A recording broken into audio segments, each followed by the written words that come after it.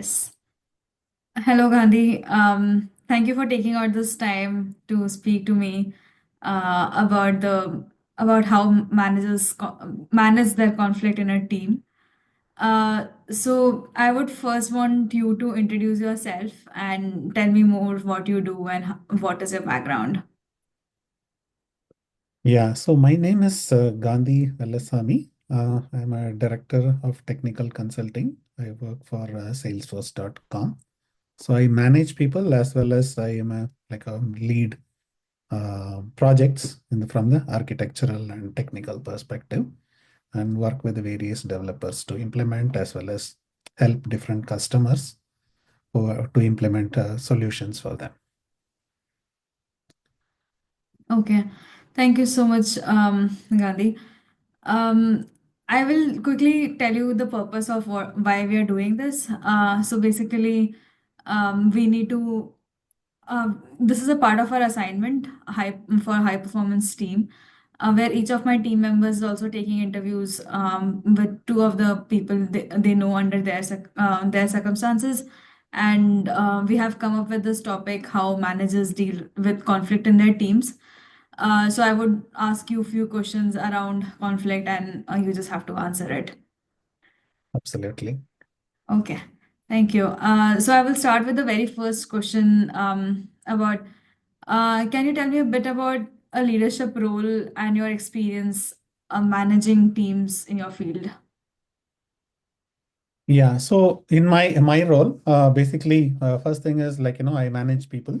So I have people reporting to me who are basically technical architects and who are basically leading many projects and leading their technical teams. So it's like a matrix organization for each person. They have when they go for a project, they work for that particular client, and the client are basically the Fortune 500 companies. So they are very large, and the projects run millions of dollars worth of projects. So they are very highly like transformation projects, enterprise transformation projects, and any mistakes are done or any slippages will cause create a profit of in millions. So it's basically very critical that we need to have high performing teams and they are on target and able to have the necessary skills and motivation to do those kind of projects. Mhm. And that is one part of my job. The other one is basically I lead projects, which are basically the ones I told. The same thing what my team does, I also do both from an advisory as well as from uh, implementation wise. Sometimes there Mhm. are third party companies who will be implementing projects and I will be like advisory, look through that, review that, and say, oh, this is the right way to go, or this is wrong. What fixes we need to do to make sure that they are successful. Okay. Since you have told so many things about the team which you manage, can you tell me some of the instances where you have seen a conflict rising in your team?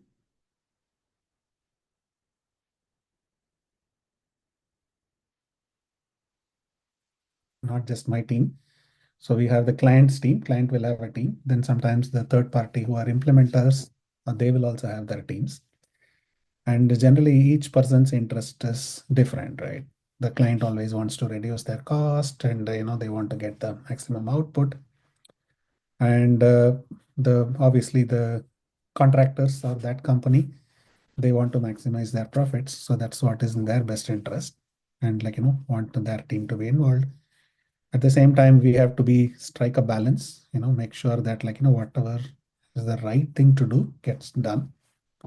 And so sometimes since there are different viewpoints and each person has different goals, even the company wise. So it leads to quite a few conflicts, right? So it's maintaining, have a happy relationship is very important Mhm. because if the conflict starts happening, then most of the productivity goes in fighting and arguing and ego, all the kind of problems, and they cannot really perform. So it's very important that we have to keep a positive state. Then only we can even influence them to become a positive state. So it is very, very important to keep that. All right. Do you think there is a source where these conflict arises in the team? Um, Maybe something around gap in miscommunication, something there's not they're not aligned properly with their goals and stuff. So, is there anything? Do you see a source of a conflict arising?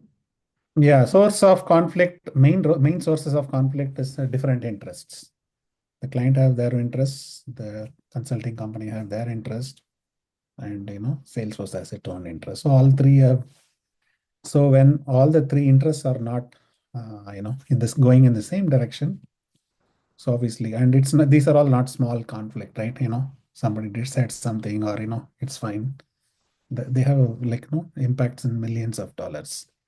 So it is very important. Like for example, like if there is a client is looking for, and if they lose money in millions, like it is equivalent to letting go so many people or cut budget. So it is a lot of implications. So they are going to really be on top of it, right? So same thing with the the implementation. It's their revenue also in like millions of dollars. So they also will want to increase that, right? And customer Mm-hmm. wants to reduce, and these people want to increase. So obviously there is going to be conflict. So that are many of the main sources. Apart from that, small conflicts happen, right? Someone said something in a meeting which someone didn't like. All those things are like very minor thing. It can easily be resolved. But these are all much bigger problems which have to be get alignment and get agreement. Gandhi, I think you can use your microphone a bit closer. Yeah, I was not able to hear you properly, but yeah, it's Okay. good. Okay. So all of the conflict which you have spoken to me, do you want to categorize that into an unproductive conflict or a productive conflict? Like, just to say that, like, since all of the conflict you have spoken about, do you want to categorize into productive and non-productive? So according to me, if there is a conflict, that is unproductive for sure. If there is a difference in opinion or difference in ideas, then it can be productive or unproductive. But when you go to conflict, there is no productive conflict for sure. It's basically it becomes like who loses less wins basically, which is not good for anyone. Okay. Do you think all of these conflict which is there can be avoided, or how do you make sure that these are avoided? Cannot avoid them completely, Mm-hmm. but even having an acceptance, conflicts are going to be there, and basically you work through the conflict and move through them. So that is the best way to go around that. And even just trying to avoid a conflict puts a conflict within your own mind, right? Or like and when you're not able to possibly achieve that, then you are getting stressed out yourself.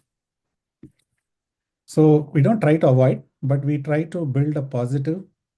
It's a win-win situation, because anything which is not a win-win will eventually going to become a lose-lose. So you just have that mentality, then people will work through towards making it a win for both, and that's what works. My next question would be around um, what are the common types of conflict you have encountered in your team and how do you approach them? What I mean by type of conflict is it is like interpersonal conflict, maybe personal conflict. So like in that terms, either emotionally, um, something around that, like workplace conflict, leadership conflict, interest-based conflict kind of thing. So Mhm. what do you want to say about it? Yeah, so most of them are interest-based conflicts. That's what is the most hardest one to resolve.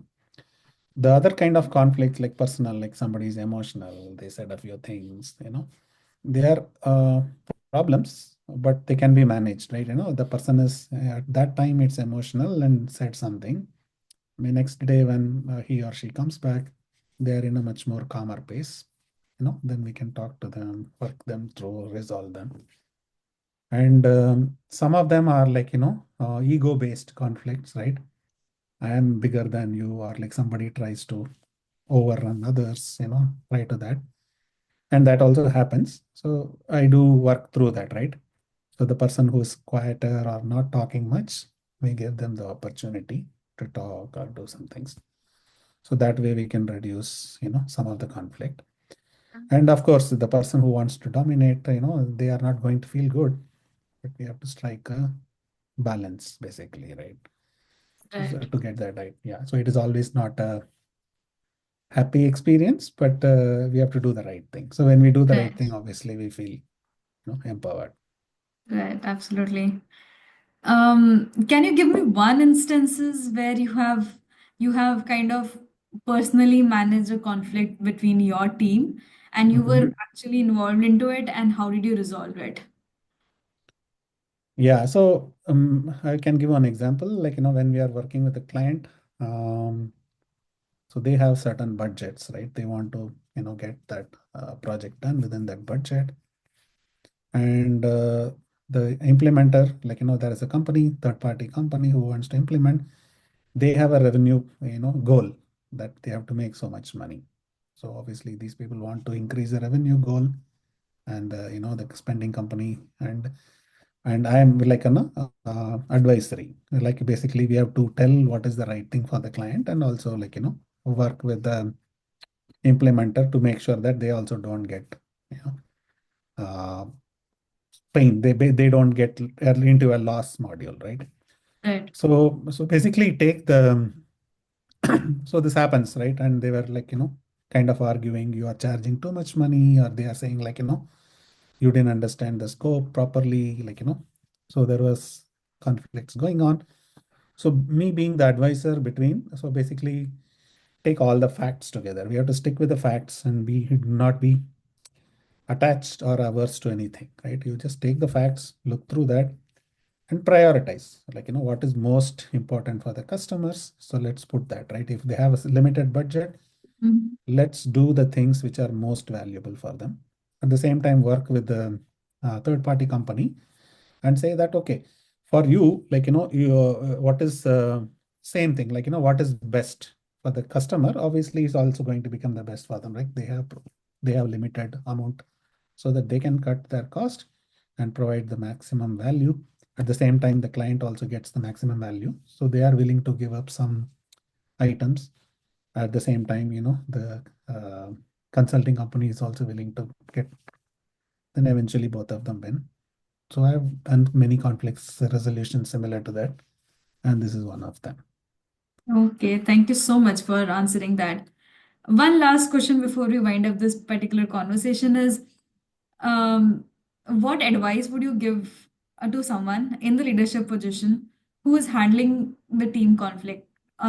Any of the approaches or any of the advices which you want to give from your side? Yeah, first you have to be calm and strong. Both have to be there. Then only you can, only if you are calm, you can, help other become calm. So that is very important. And also you have to be strong and implementing what is the right thing to do. And calm does not mean weak. At the same time, like, person is aggressive does not mean that he is strong. So we have to understand both of them and basically logically look through, like put yourself.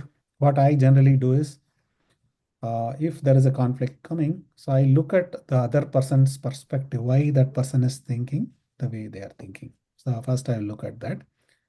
Then next I will think what is the right thing to do in that situation. Suppose I am not even involved in that. I'm watching from a third person's perspective. What is the right thing to do? So I look at that. Then I look at my point of view, why I am thinking this way, right? And many times when there is a difference between all three, so it leads to conflict.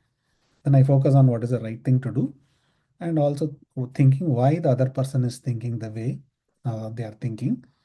And whatever the way, if there is a difference between what right thing and what I am thinking, then it's easy for me to fix it. Like it's because it's in my hands. And when we have all these three perspectives, then we will feed always determine we should do the right thing. Then automatically we can have the power to resolve the conflicts. That is absolutely such a great learning which I have got from you.